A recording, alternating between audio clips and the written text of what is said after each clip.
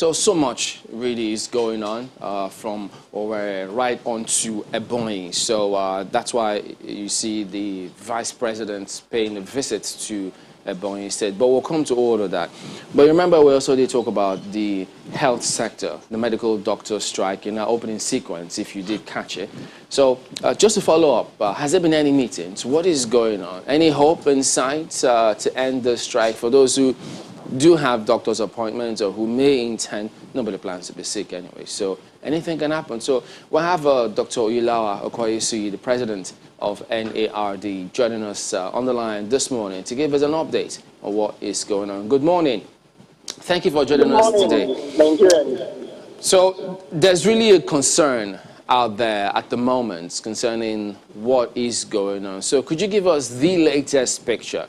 Is there a meeting scheduled? Any hope in sight? Good morning. As it stands, we have not had any invite from the Ministry of Labour.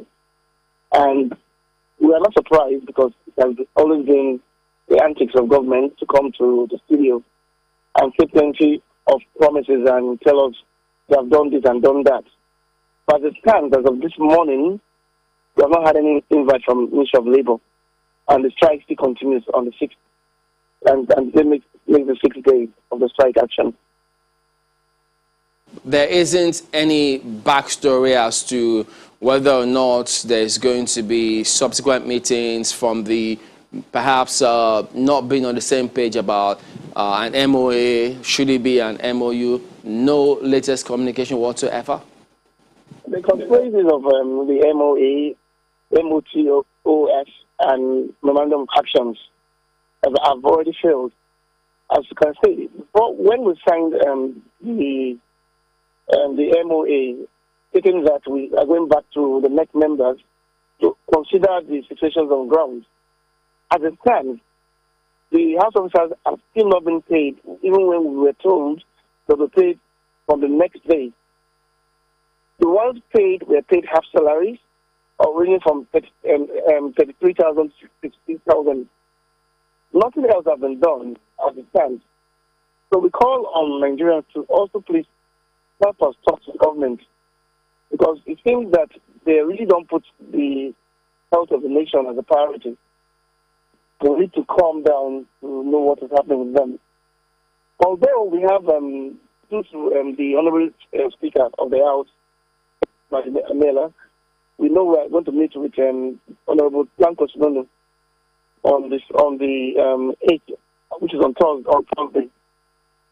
So that's the only scheduled meeting we have now with the government. Understand? Were there timelines set within the memorandum of memorandum of action that was signed with the federal government? Were there timelines to which of the items? You've talked about the pay that was supposed to be within a particular timeline. Were there timelines to the items on the list, and which of them has any needle even moved on? The timeline for the payment of house officers under the quota system has been extended.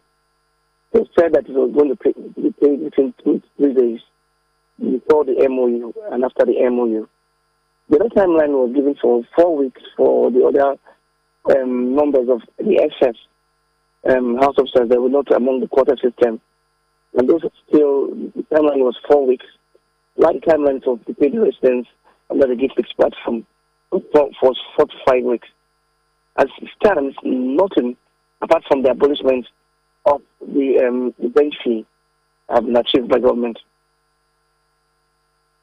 One other question that one would be willing to ask you is, knowing, just as you said, knowing government and all of that, is there a middle ground that NARD would say, if certain conditions are met, we can go back to work and hope that government will meet others within a particular time frame?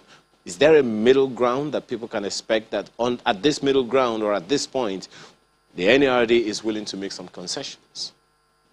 The National Executive Council are the ones that asked the National Officers Committee to proceed on this strike. And the order given by the NEC members is that till all the demands on the communique are met, we continue a total and indefinite strike. As it stands today, apart from 1/13, none have been met. And we need to go meet our next members to give any other directive. But I know as the leader of the Nigerian Association of Resident Doctors, a mandate has been given to me to continue the strike until the 13 demands are met. So the strike continues as it stands. Okay, Doctor, seeing that memorandum of action, because the Minister of Health, or rather the Minister of Labour, had spoken about the memorandum of action, saying that, well, signatures were put on that memorandum of action. In fact, just right on top of your name at the last page, page 4, you have Dr. Okwayesu Uilawa, any audit president, and his signature just right on top of it. And he's wondering that, I mean, in labor practices, in usual practice, once something like this comes up, all parties are meant to at least go back and wait for those timelines to be met. And then if that is not met, then they can now say, well, you failed to fulfill your promise, then we're going back, or at least we're down tooling. So that's the picture the minister painted. So the question will be, why append your signature, or at least your representatives appending the signature to this MOA if you didn't agree with those timelines that were put there? The National Executive Council will take the report back to the National Executive Council to determine if and consider if the strike will be called off. And also, if you go to the part that were signed, you attest to me that over three people did not sign. The IP director did not sign. The MDCN director did not sign. The PAMSEC signed on behalf of the Labour Minister. So if we are truthful to ourselves, we know that the MOA does not demand that we call off the strike. Only the NEC members can determine whether the strike will be called off or not. Not even me as the president.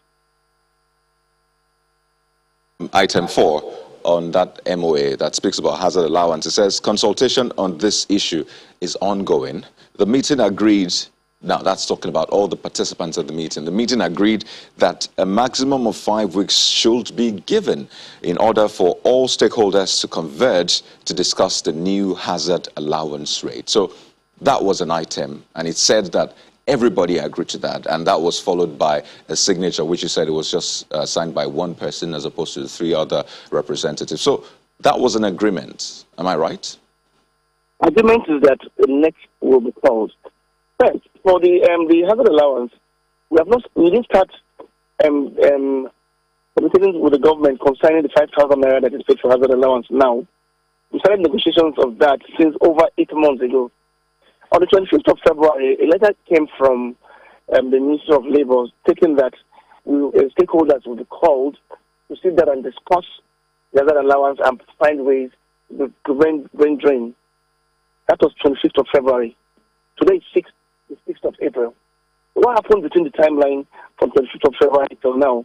What happened between the timeline between last year, 8 months ago till now? Those are the questions we should ask. We'll be given the timeline now that in so and so time, in 4 weeks, a meeting will be conveyed when we decide to now call off the strike and the government goes to sleep. The government has gone to sleep on several occasions, not in 2014, 2016, 2017, and even 2020.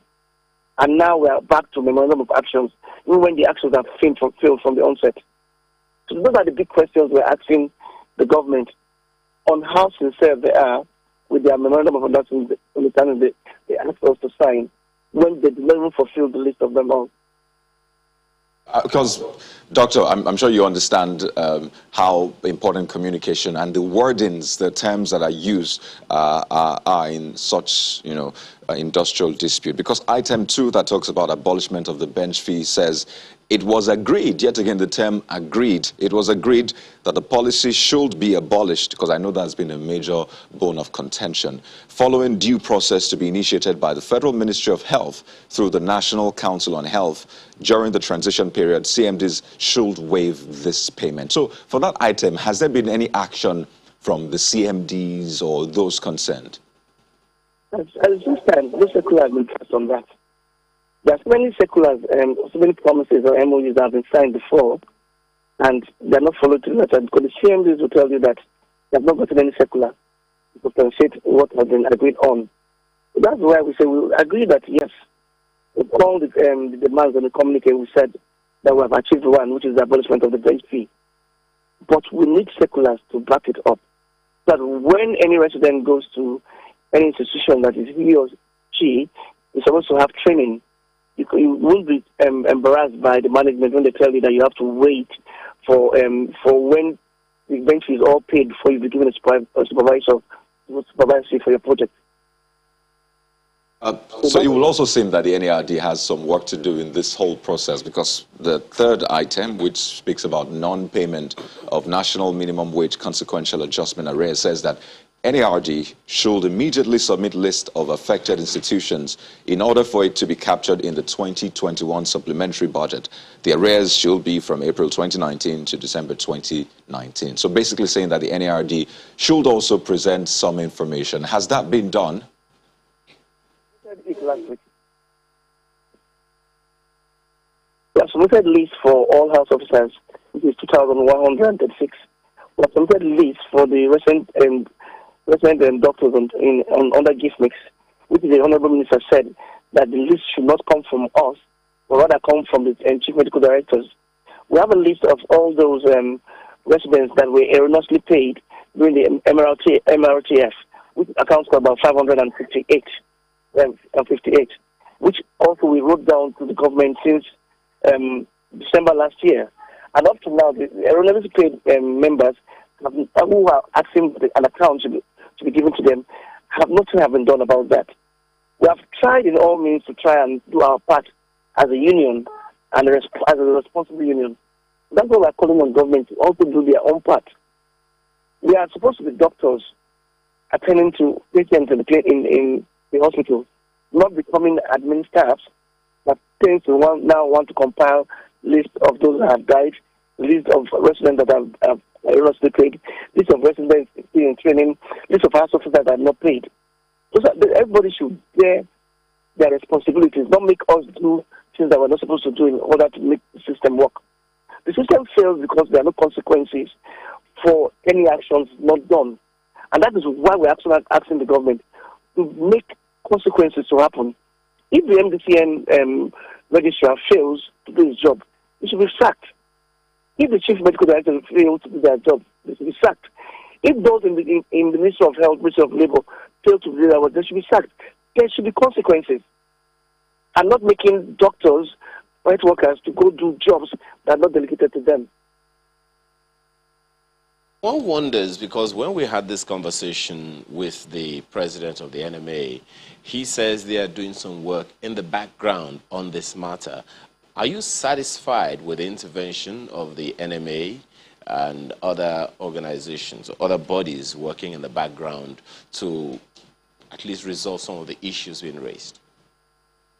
Yes, I will tell you that the NMA president has been a father and a mentor, and he has done everything to help support an affiliate in the name of Nigerian resident doctors and other affiliates.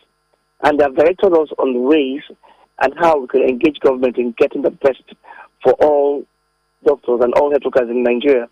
So I have to say a big thank you to the president and Professor Uja, MNI, who have done well in staying the leadership of the health sector forward. In all of those demands, I mean, is there any updates from that of Abia as well? I know that was part of your demands. Yeah, we had an invite by the governor of Abia State to come and sit down with them on Friday, which we will still look up to. But however, we call on all meaningful Nigerians to please help us engage the governor to help pay the 20 months salary of those staffs and workers there, to help improve on the infrastructures that are present there, to help make resident training to work in Abia Absolute.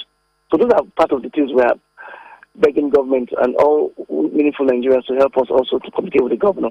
And we also want to call on the governor of Imo State to also please implement and make residency work in IMSUT. It will go a long way in service delivery to all patients and to Nigeria in general. Oh, okay. But You know, in all of these things, I know that normally you expect at least a lot of these demands to be met when that happens. But from the look of things, if there hasn't been that kind of response as you would want, does that suggest that NARD will have no option than to dig their heels in and be on this strike for however long it takes? The directive of the National Executive Council is that you make this a strike that ends other strikes in Nigeria.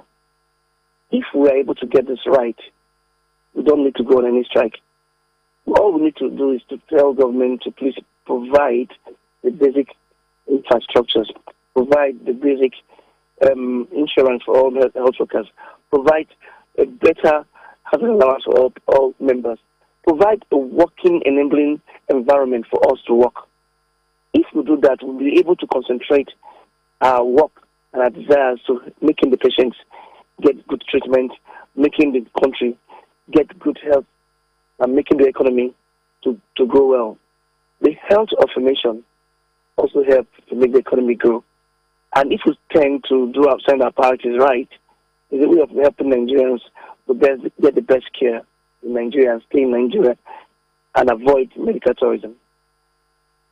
Been at this for decades, trying to get the Nigerian health sector to the level which we believe it should be. And I'm talking decades. I mean, grueling decades, decades after decades. We keep seeing strike actions, and we keep saying we ought to be better than this. We keep seeing doctors move out of the country. I recall on Sunday Politics, you were speaking about the possibility of getting the EFCC and maybe the ICPC involved in this sector, just to look into what is wrong. But from your own dealings, I mean, back and forth with the government, what is the main challenge really with the health sector? Because like I said, the Minister of Labor and Productivity is a medical doctor. The Minister of Health, of course, is a medical doctor. We're in an era that the health sector is like the #1 because of COVID-19. So what exactly is the challenge here? Well, the minister said that about 13.9 billion was invested into the insurance for all health workers. And I know that for a fact that over the years, there have been insurance companies that have been used to bid for the insurance of all health workers. But what comes to bear in all this is that for over 5 years, they have none that have benefited from any of these benefits. So that's why we're asking the big question, where did the money go to? Because first of all, we should have a list of all insurance companies that bid for the group life insurance. We should have a certificate for all health workers that have been insured. Those are ways of trying to help us get the best and have the way to do confidence in government to say we have been insured. Those are the right questions we're asking. That's why they need to be investigated. And that's why we need to know who is involved, how much is involved, where have the money gone to, how much payments have been done for any health worker that have been in the system. Those are the big questions we're asking. Not just coming on air and saying figures when we cannot substantiate what has been done. Is there a certificate of insurance for any health worker? Where has the certificate been presented to? Where can we assess it? Those are the big questions I ask. And those are the big questions we are all asking to the government. The question that my colleague asked, well, you have responded concerning the recent issues. But when we backtrack to decades, it's the medical workers have gone on strike or taking such actions as you're taking now, not only on the welfare of their members, they've taken action based on some infrastructural challenge, especially in the health sector, over the decades, just as Coyote has said. And you also remember that very recently, the chairman of PTF COVID-19 said, we have a huge deficit in health infrastructure in Nigeria. So if you were to itemize? Because when you say that you are looking to end all strikes permanently in Nigeria, I'm wondering, is there in any way connected to the possibility of having an improved infrastructural provision in the health sector? Because unless that one comes up, I wonder if we're still not going to have another indefinite strike. As you know, since the COVID-19 has exposed the deficiencies, the dilapidated state of the hospitals and the health sector generally.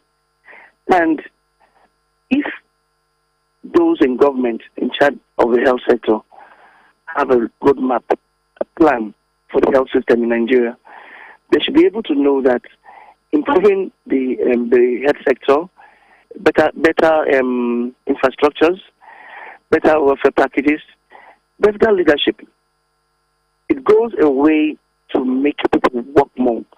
If you find a conducive environment like we've found abroad, that's been one of the causes of brain drain, better insurance, better security, you're not scared of being kidnapped. Because not only all health workers, like University of Port Harcourt, University of Calabar, are like ways to kidnap us. Better security. Those are ways you can make the health system work. If you have a functional MRI, a functional CT scan, a functional radiotherapy, those are ways you can make health workers have job satisfaction. Job satisfaction is one of the attributes you can give to any health worker to want to put him into our own best. If you add that as one of the topmost priority, I believe that most health workers will want to stay in Nigeria to give their best. If you bring a functional housing scheme with a loan, a one-digit loan, health workers as the national resident doctors is doing, those are ways to encourage health workers from staying. If you give them a loan for cars to get houses, those are ways of preventing brain drain. So that's what we call on government to do ways and do actions that will make all health workers begin in the system, want to serve more and want to deliver more to the system.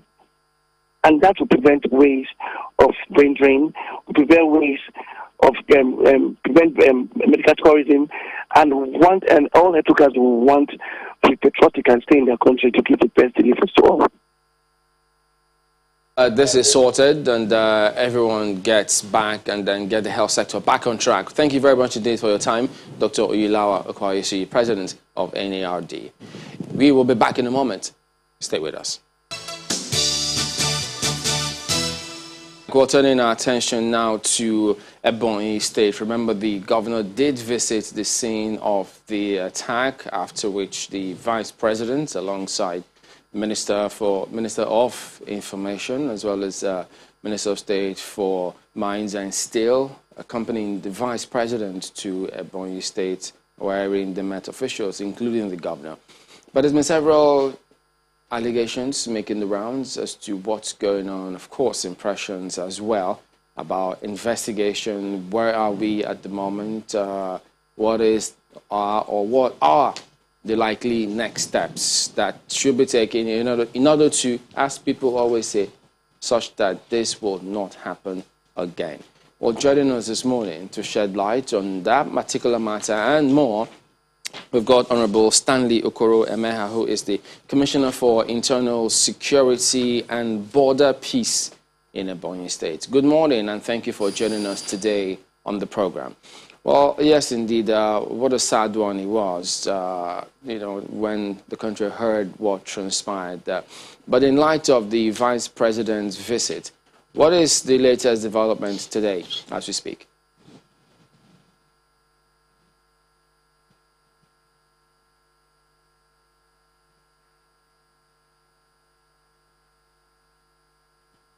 I'm not sure he can hear us, guys. It's not coming through, is it? All right. Well, I don't know. Maybe you want to unmute your mic if you can hear us. Okay. Well, we'll go work ahead. other options. Apparently, there's some technological shortfall right now. But, you know, the question that you ask is valid in that, I mean, one would want to know exactly where the people ultimately, it is about the people. That's the issue. Ultimately, it is about the people. So I think he can hear us now, so you may want to go ahead and repeat the question you asked him the other time. Okay, well, Mr. Meha, just against the backdrop of the president's visits and actions taken so far, want to give us an update? How far so far? Thank you so very much, and good morning. One must commend Mr. President for quick intervention. You know, it didn't take Mr. President time to direct the Vice President to visit on his behalf, and then to make sure that security is beefed up. Then I must also commend our governor, who quickly called on the federal government to do a deployment of the soldiers and then the other security agencies. So far so good now. There is 250 troops deployed in Fium and Fium to take over the whole of the entire area. And then there are 220 police officers deployed in that area, Eza and Fium. And then in Egedegede, what happened in Egedegede was a very unbelievable and unfortunate incident. Why? Because the headers there have been living in peace with the owners of the community. There have never been any issue. So coming up one night to get such massacre was an unfortunate incident. But the place is saturated with security agencies now to make sure that normalcy, full normalcy returns. And as such, for 3 good days now, there have been normalcy in those warring communities. So far, you have mentioned about 3 communities. Are these the only communities affected by these in this mayhem? Have we been able to track the exact cause, the real reason behind these attacks? We must tell you that nobody can say that this was actually the cause, because the community hadn't any issue.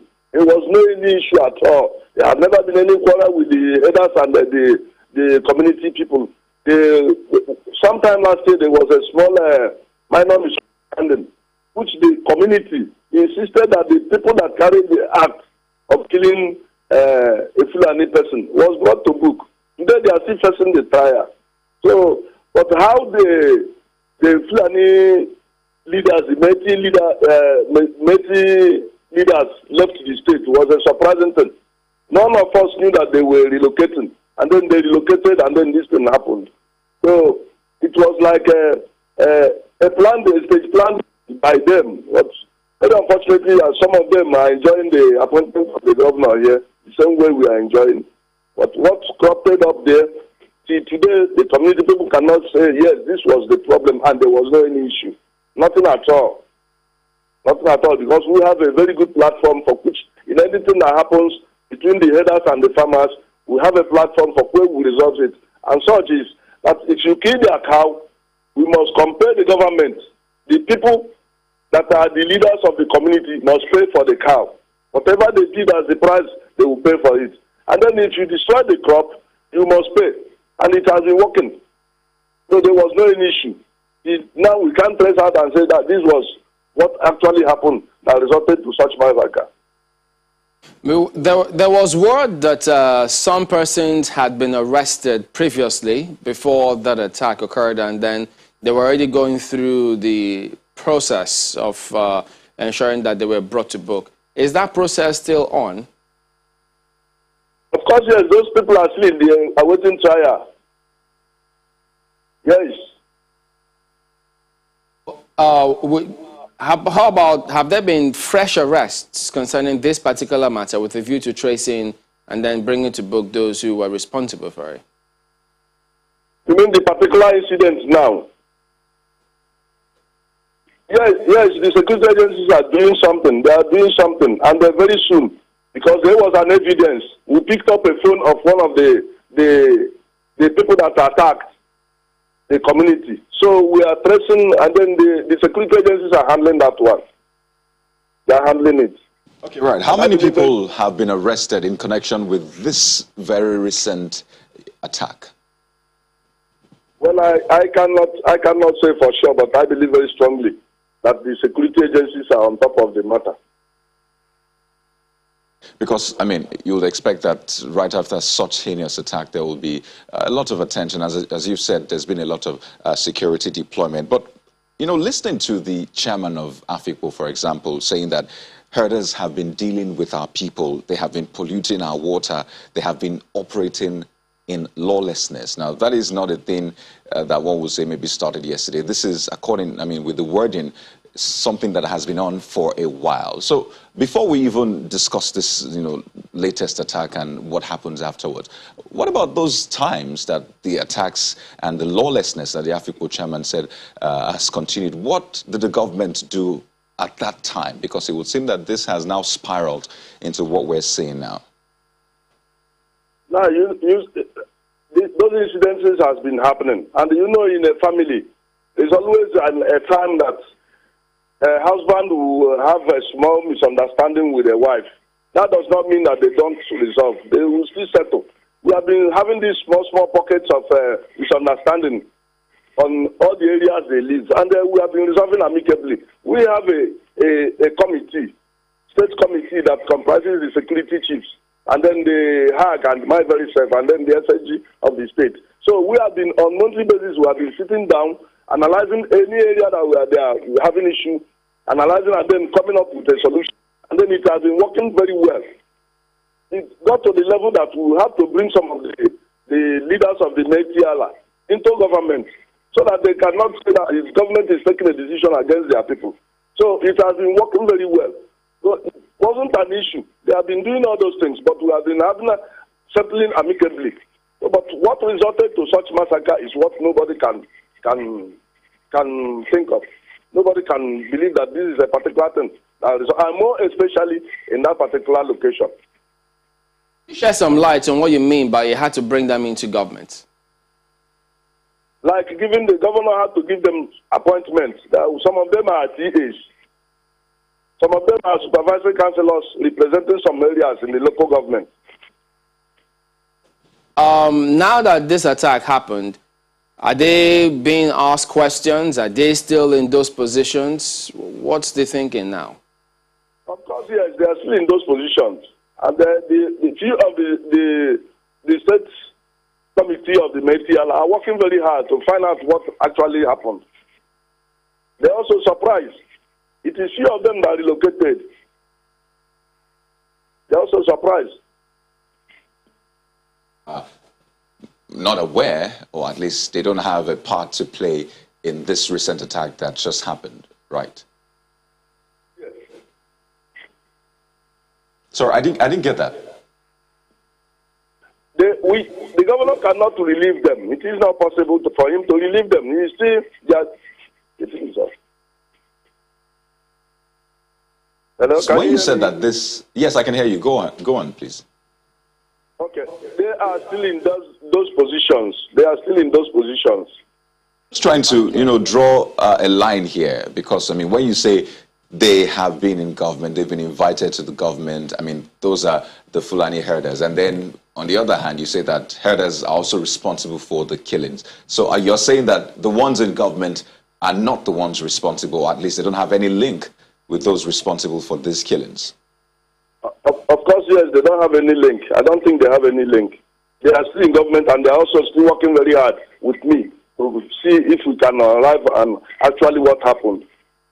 Now, going back to this recent attack, because it's quite important to lay out the facts. If the villagers are quite sure, and in fact you are quite sure that these attacks were carried out by herders, so it brings to question those measures that you said have been put in place that seemed to be working. Were they working for both parties, or it was just working for the farmers and not the herders? They were working for their people to make sure that their people don't feel marginalized. to make sure that they don't say, yeah, government met and then took a decision against their people. That is why we brought them in. That is why we brought them in. Okay. Well, so earlier you did refer to about over 200 security personnel who are in Ezza Effium. What can you tell us about those attacks, which has been going on for months, where, I mean, I know you must have seen that report about 55 of the 66 persons who were arrested said to have either been released or escaped. What is the current position on that? Well, honestly, I've made a statement to that effect, and I don't think that I can still go back to that particular question. I've made a statement, and it is everywhere in the social media. You made a statement. You're Commissioner for Internal Security and Border Protection. Many people are accusing, I know you've seen the petition, they are accusing the state government of complicity in the matter. Have you made a statement about that as well?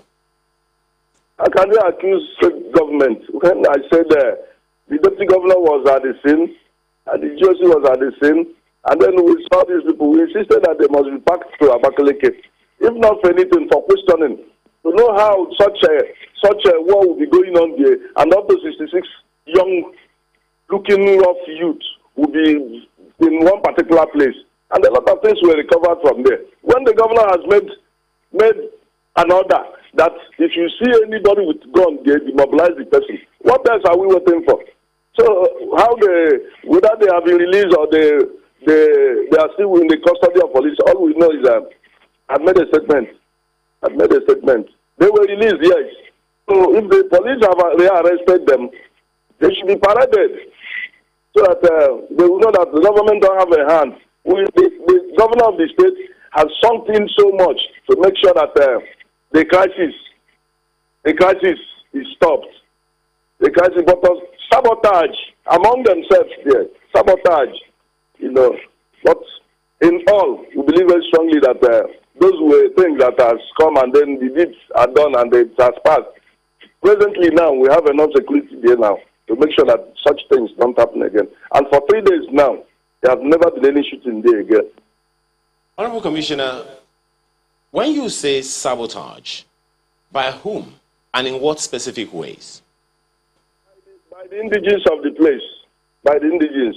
There are some stakeholders that are feeding fat there are some politicians that want to discredit the state, what the governor is doing. So they were the people feeling it. People that you talk about being identified by the state, and have they been handed over, or a list of them being given to security agencies?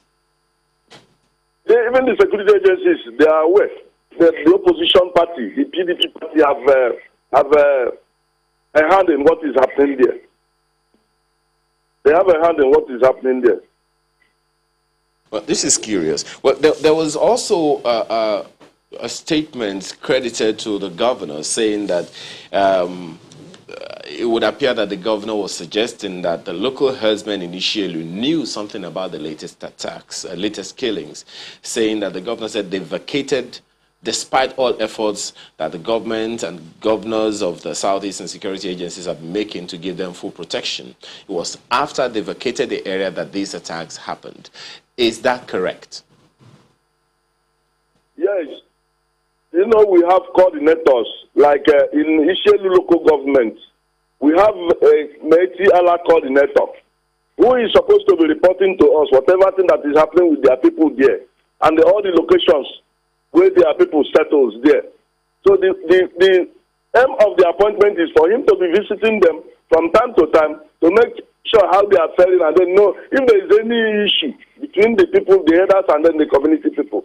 And then all of a sudden, that particular coordinator couldn't disappeared, relocated, and the state chairman of Vetiala relocated without the knowledge, without the notice of anybody. So that is what raised to the suspicion that yes, they couldn't have relocated without letting the development center coordinator or the local government council chairman to know. Or they will have to come to the state and let the state committee be aware that yes, the person wants to relocate to another place. Still talking about the killings in Ezza Effium community, some of the residents, they petition, they're asking that if the reason why they're accusing the government is that since this started in January, why did the government wait till now first to deploy this amount of security? And then secondly, they also say, why is it remembering just now to order the rearrest of Barrister Clement Other and others and proposed their suspension? You see, the governor is a governor that is running the state with a human face. When they were arrested, when this incident started, he called the people and then told them that they should put a stop to this, that they should love each other. And then when the thing persisted, he arrested them. It was still the same their stakeholders from there that told the governor that they cannot, because they have this voice that has in the place. These bandits, they have them, that he should release them from detention to go and meet the people and talk to the people. And that was the promise they made. And if the killing started... Not that the governor didn't know that he should deploy security. They deployed both the army and then the police. Enough security agencies were deployed to the place. But they overpowered them based on that they were now importing mercenaries from neighboring states.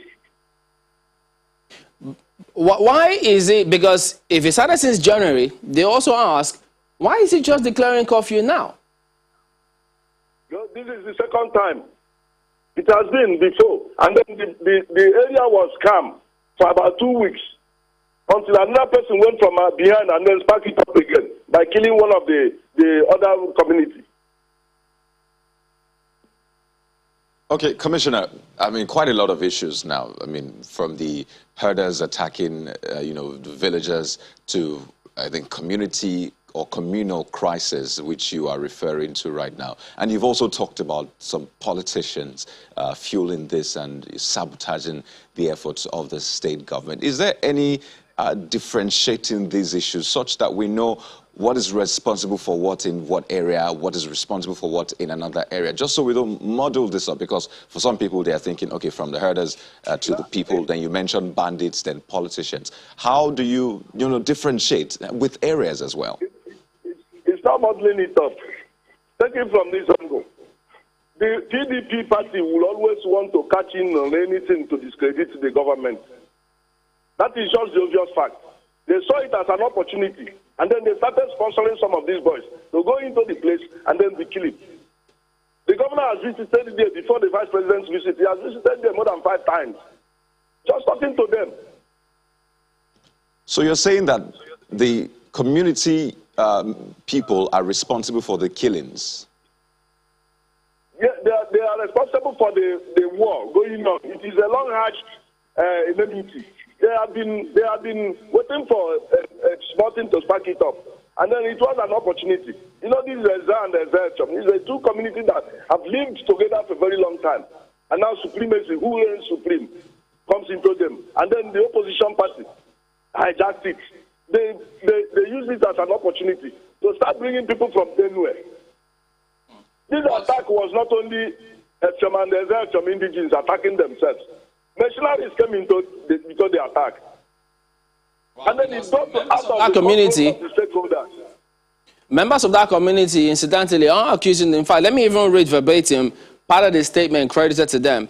They said the governor should be reminded that in 2016, when Oda was appointed caretaker committee chairman of Ahauku local government area, he was caught with guns by security agents, and Domahi did not suspend him for unlawfully buried arms. Rather, his government used the connection to facilitate his release from prison custody.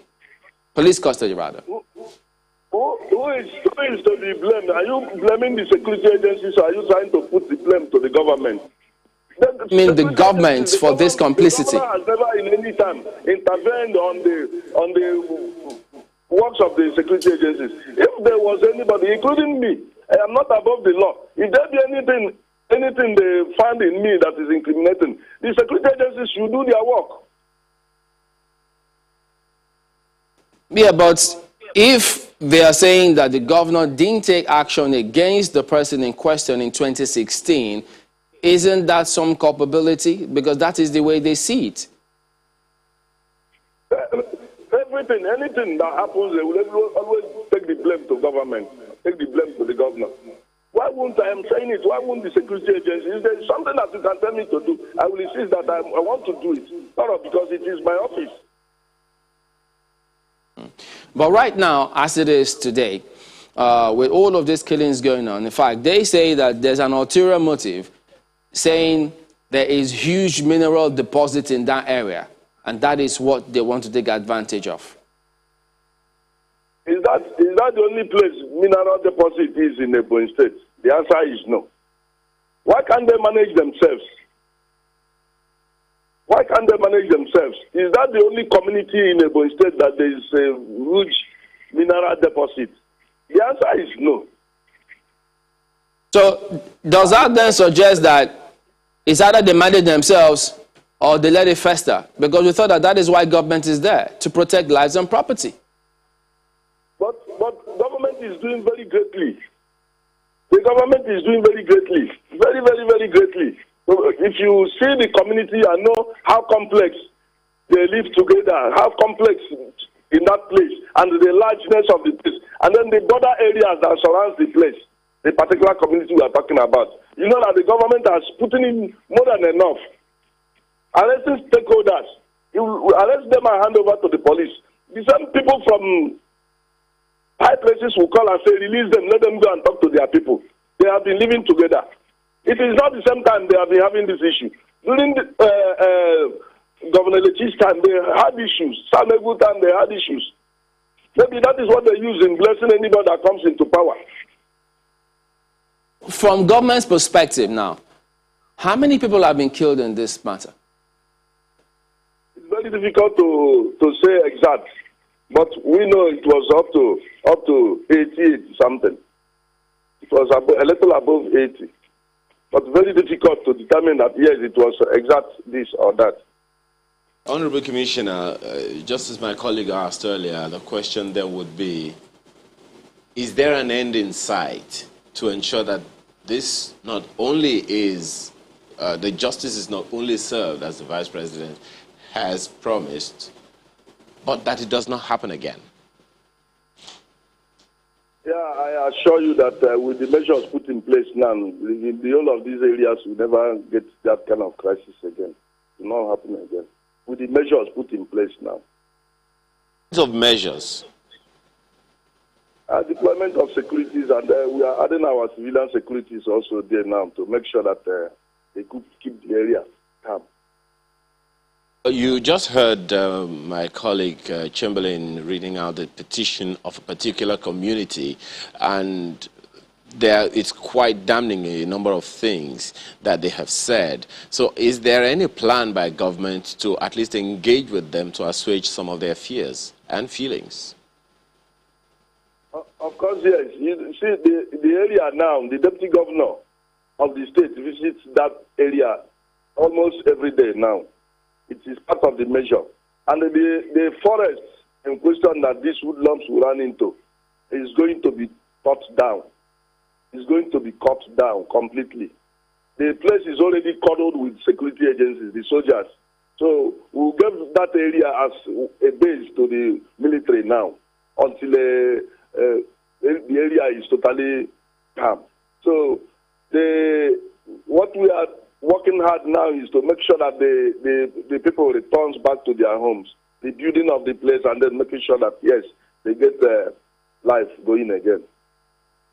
From what you have said, this arrangement, this high number of security personnel is an interim measure. What is the long-term plan to forestall a recurrence? The stakeholders have now entered into an agreement that if any of this other side violates it, then the government will hold them responsible. And I believe very strongly that they are intense. They have felt the impact of war now, and they can never wish to have such a thing again in their area. Like I said earlier, 60% of this thing was being caused by them. They were unable at the initial stage to accept and then talk to their people. But as it gets on, they have now realized that it wasn't favorable. War is a wind that blows nobody any good, and then they have felt the impact of war now. I know that there was a request to the federal government for certain monies to at least help in the rebuilding process from the state government. What's the word on that? Yeah, the government has concluded arrangement in setting up a committee. The government of the state will only supervise whatever thing that the federal government send down to the communities. They will only play a supervisory role. Then both sides have come together to set up a committee that eventually, if the fund arrives, they will be taking it stage by stage. Then, if it is to re-roof, they will re-roof. But the state government has procured a lot of relief materials, so which we are going to commence immediately in distributing now, that we know that normalcy have returned there.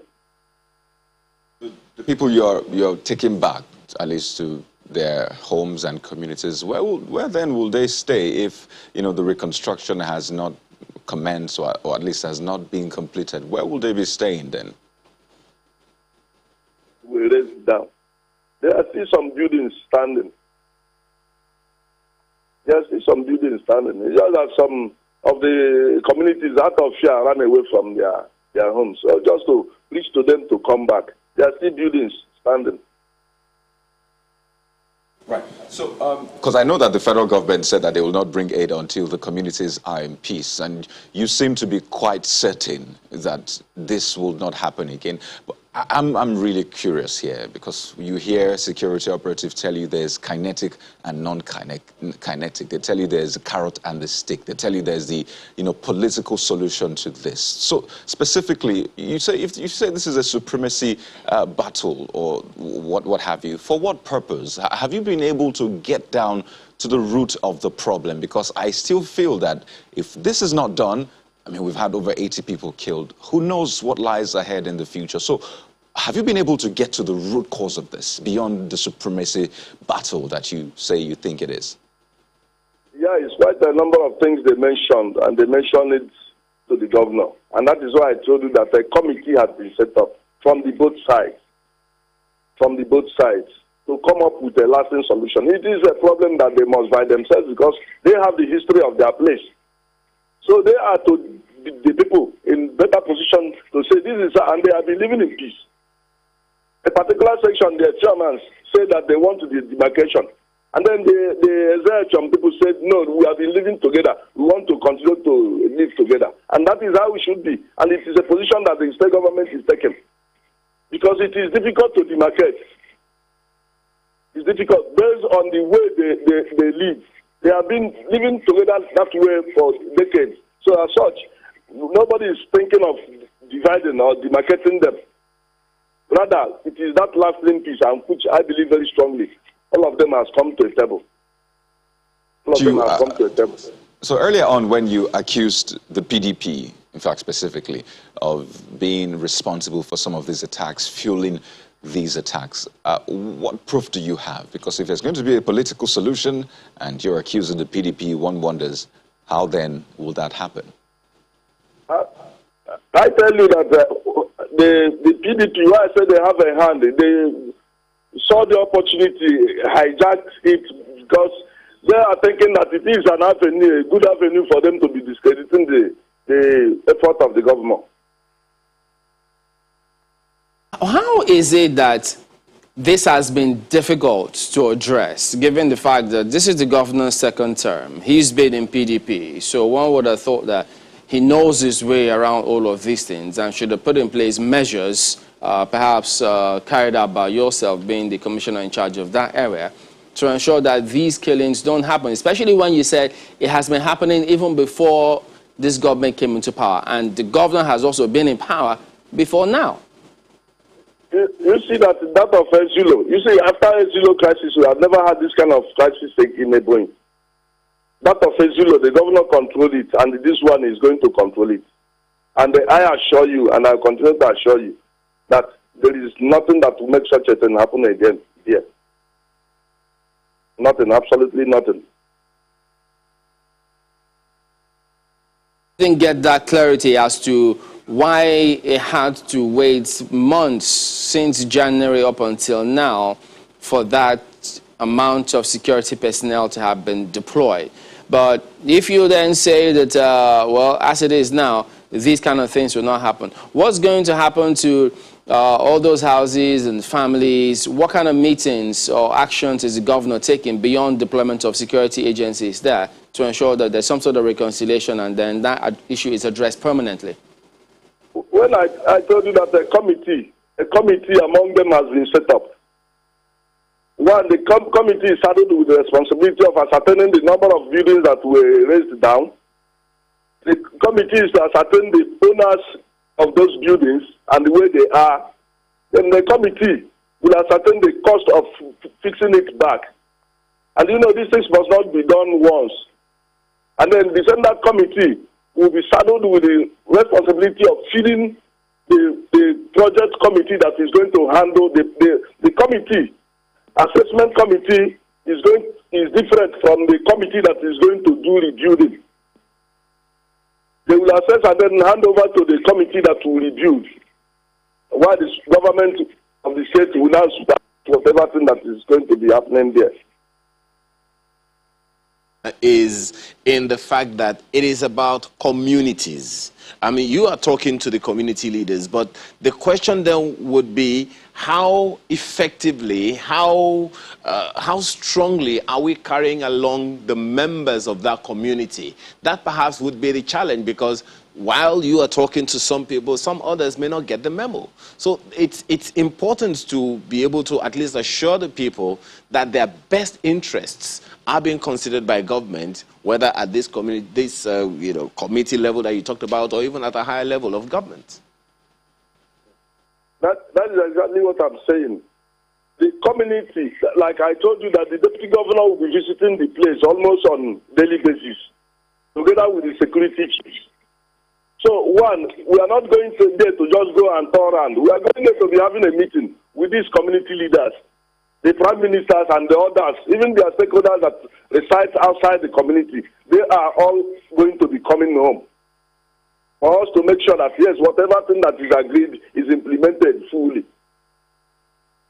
So, when you accuse the PDP of having a hand in it, does the government have specifics? Are people arrested within the party? What's going on there, since you have it on good authority that they have a hand in it? Yeah, I think the security agencies are aware. And because the governor has been sounding it to call them and talk to them. Hiring of mercenaries is not coming from a local person. The local man that is in the community there cannot pay for those arms. The kind of arms that have been recovered from there cannot be coming from somebody that is not, the community has a common boundary with Benue. So they have been using it as an opportunity, just discrediting the government. They know all of these areas. They have these boys. They will tell them to go and bring your boys. Mind you that some of these people have been arrested and are still in detention. Some confessional statement has been made. That's why I said it is left for the police to do their work and then handle it professionally. And the governor has been also warning them that they should do their work. If they refuse to do it, okay, we have to go there and help, making sure that, yes, we control the system there. But the security agencies are aware. And the governor has been lamenting on it. So, up to these people, let them get their hands off. It's about the blood. It's about the blood of the people. It's about since you accuse the PDP of complicity in this matter, we've reached out to Mr. Silas Ono. He's a legal practitioner, so should understand the implications of all of these things. He's also the spokesperson of the PDP in Ebonyi State. He joins us this morning on the line to respond to the allegations leveled against his party. Good morning, and thank you for joining us today on the program. So, having heard from the commissioner now, I mean, does that then mean that your party harboring terrorists, in the manner of speaking, those who are associated with this matter? Because he says confessions have been made by those who've been arrested. What's going on? I didn't get your question, please. Can you put me through your question again? Can you hear me first? Yeah, I can hear you now. Well, the commissioner has accused your party, saying that they have a hand in the killings going on in Ezza-Ifiom community, and that some members of the party have been arrested, they're in custody, and confessions have been made by them on the matter. Well, very interestingly, with an unguarded utterance such as this coming from the Commissioner for Internal Affairs as Internal Security, it will be safe to conclude that the crisis in the Ezza-Ifiom community was deliberately orchestrated. Political goal. The crisis in Ezza-Ifiom, everybody knew the genesis of that crisis. As I speak to you, I'm a wanted man in Ebonyi State for calling on the government to arrest the perpetrators of violence in Ebonyi State as an opposition spokesperson. I am not from Ezza, I'm not from Ifiom. Nobody in PDP has any interest in the crisis in Ezza-Ifiom.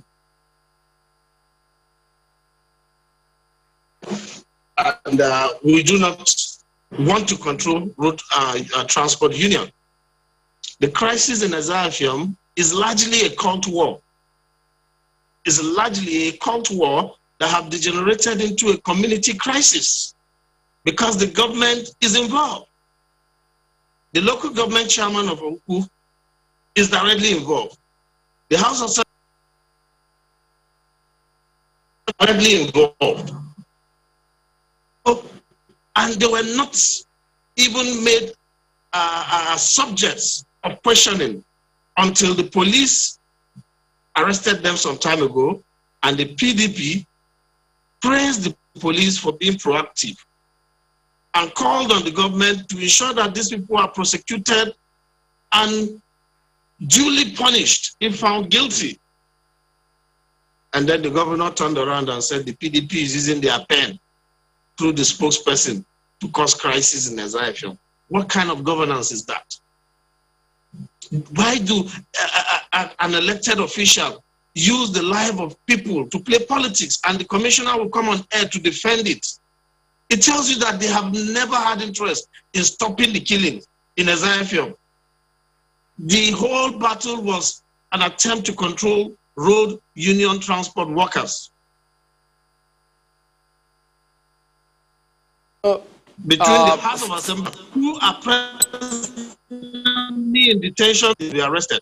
So for this man to come on air and be saying there are PDP members who have been arrested and have made confession, he just tells lies without even blinking. He should name the PDP members that they have arrested, apart from their engineered arrest of our youth leader for making an attempt to assess our secretariat, our secretariat, that the governor has now decided to seal, saying he's using COVID-19 protocol to seal it. Is it by force for everybody to join you in APC? The state is a PDP state, and nobody will join Dave Umahi and his people in APC. So they keep orchestrating all kinds of violence, stories, to accuse everybody. The other day, the vice president was there. They were gathered, and the vice president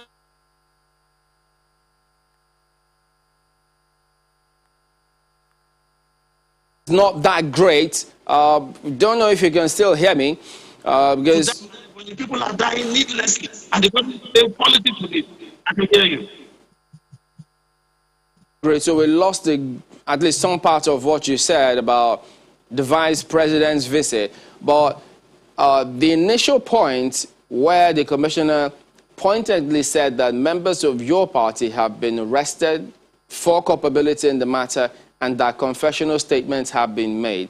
You, in turn, are saying that it was, what, a fabricated arrest and that those cases were forged? Is that your point? Because if that's the case, does that then mean that ultimately, when they get to the court, that is when all those matters will be sorted? Now, very interestingly, let me even begin from the judiciary, and then I'll take you to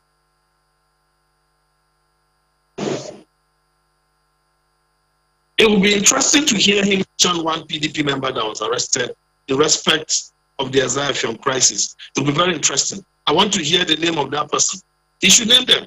Is the local government chairman a member of PDP?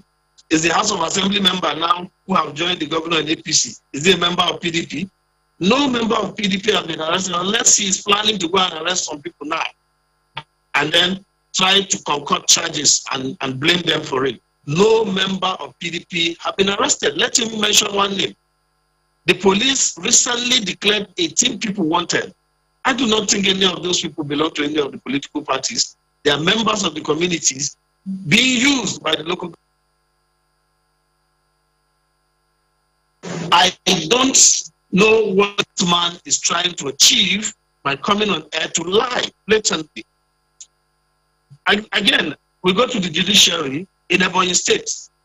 We have a new chief judge now, so we're hoping he will be different from the one that just left. Magistrates in Ebonyi State were mandated by the chief judge, by the governor, through the chief judge, to ensure that whoever is arraigned before them, is remanded in prison, rightly or wrongly. Now, when they arrested our youth leader, and they said he broke into our own secretariat, that he broke into it. They took him to the magistrate court, and the chief magistrate granted him bail, because this man is a lawyer, granted him bail, because the law allows him to. That chief magistrate is now facing disciplinary proceedings. They want to sack him for doing his job. They want to sack him. Now, all other magistrates in the Ebonyi State, the moment you are arraigned before them, you are remanded in prison and you're forgotten there. There is a lawyer presently in prison for making Facebook posts critical of APC. They threw him in prison. So there is no trial in the Ebonyi State High Court that anybody will take seriously because they have been completely conquered. We hope the new chief judge will depart from that practice and assert the independence of the judiciary and be for all the people of Ebonyi State, not just for the government. So if you hear this commissioner speaking the way he does, it's because they have an assurance that once they arraign you in court, you will be detained, you'll be remanded in prison. And well, Mr. Ono, you know, as a legal practitioner, you do know that no matter the impression people have of the judiciary or however they disagree with any court judgment, in case of court judgment, it has to be vacated first before you move on to the next thing. So whatever ruling comes from them is always valid. Well, that said, let's get the commissioner to respond to some of the responses that you gave about him saying nobody from your party was arrested. Commissioner, he says, as far as they are concerned, no one of their party is arrested. Is there any member of the PDP in police custody, do you know now? Thank you so very much. You know, it is not my nature in joining issues with people, and more especially that borders in the area of politics, because whatever that is happening in the state is a practical thing. You come out, you say. And I assure you that we really miss the governor when he leaves office. You are talking about no judicial. You are talking about the police have the record. The people are there. The police have the record. Very soon, we will unfold all the whole of these things. They are there. We collected their phones. The security agencies have screwed the phones. There are text messages. Inciting. Don't you know that the inciting of war is higher than buying arms? Inciting. When some people make inciting statements, sparking the war, they wouldn't know that, yes, they are also contributing to the war. It's not in my nature. But I know too very well that those people are still in the custody of the police, or they have been taken to court. Then the police will very soon make those things available to the public. So when Mr. Silas Onu said that he is currently a wanted person in Ebonyi State, can you confirm that? Can police just come out and declare somebody wanted if the person have not committed something? That question should go to the security agencies that declare them wanted. Okay. Well, Mr. Onu, it would seem that the commissioner is not aware of that wanted status which you say that you currently have in Ebonyi State. So on what authority do you make that? The commissioner doesn't seem to be part of the government he claimed to be serving. The Commissioner for Information confirmed my declaration to journalists. It was reported. I can share the news report with you. He confirmed it. So why will the Commissioner for Information say one thing and the Commissioner for Internal Security say another thing? The government didn't deny it, unless he is trying to deny it now. And I didn't hear anything he said, actually, maybe poor connection. I didn't hear anything he said. I was trying to turn on the television, but I was worried about the hallback. So if the commissioner claims he doesn't know that the government of the Ebonyi State declared me wanted, of course, it will be obvious. You can see that he doesn't even have an office. He's doing his recording from Government House guest room. So he may not be part of the government. It's typical of the governor. He takes decision alone and then later regrets it. So maybe he's regretting that declaration because he doesn't have the power. The law is clear. No governor can declare you wanted. And when I wrote my complaint to the DG, DSS, and the IGP, I clearly stated that that declaration was a cover for the thugs that they use to attack me whenever I'm in the States. I know their modus operandi. The man speaking now, what qualification does he have for security? What has he done before in the security sector that qualifies him to be SA or Commissioner for Internal Security? None. Probably a record of violence and brigandage was his only qualification. So the Ebonyi State has been a state that has been in the shadow. Nobody have shone their light in that state. So the governor comes out and deceives everybody. We want the whole nation to know what is happening in Ebonyi State. And we thank God that the Vice President visited. We thank God that perhaps the federal government will have a renewed interest in the crisis in Ezra. Recently, some stakeholders in the community accused the governor of orchestrating the violence because of mineral resources in their communities. I do not know the validity of the accusation, but you can see that all fingers point to the government. All point to the government. Mr. Ono, so he says, the commissioner says it's not the government that declared you wanted, it's the police that declared you wanted. Confused. He's confused. There is also a publication of the police, of those they declared wanted, 18 names. And the day the police made their publication, I did a press release saying I've been vindicated. I've been vindicated because the police have made their press release and have released the name of people they want. And all of these people are from Effium, Ezra community. I'm not from Ezra, Effium, but I've never been there in fact. So for him to try and turn around and try to blame the police now shows how incompetent he is. Shows that he doesn't even know the purpose of his job. All right, Mr. Ono, we need to wrap up at this point. We do thank you both, Silas Ono, a legal practitioner, and the spokesperson of the PDP in Ebonyi State, as well as Honorable Stanley Okoro Emeha, the Commissioner for Internal Security and Border Peace, Ebonyi State. Gentlemen, thank you both for your time this morning. All right, let's move right on and take some of the messages coming through from those who are watching. Let's go ahead. A number of them. Let me start with this one from Chibo Namdi, and it's tweeting about security, saying, I'm baffled that people who kidnap and kill in the north end up as bandits. Others destroy government properties and free inmates in the south, and they are called terrorists by the president. That's inconsistency, he says. But you know what? Crime is crime. Okay, so it should be treated as such. Yeah. Onyobi says, the Nigeria police knows who attacked Owerri prison and force headquarters few minutes after attack, but they don't know who attacked an Ebonyi community more than 1 week after attack. Wow. What Dr. Bouncer says, the resident doctors should also make compromises and work with the leadership of the health sector in the interest of the patients. If they've signed memo of action, they should stick to it. Okay. Well, Harry has this one talking about the health sector as well. Doctors have excelled in leadership and management of health institutions globally, where they are unencumbered by anachronistic civil service procedures and suffocating interprofessional rivalry. Leadership recruitment in Nigeria, including for the health sector, is faulty.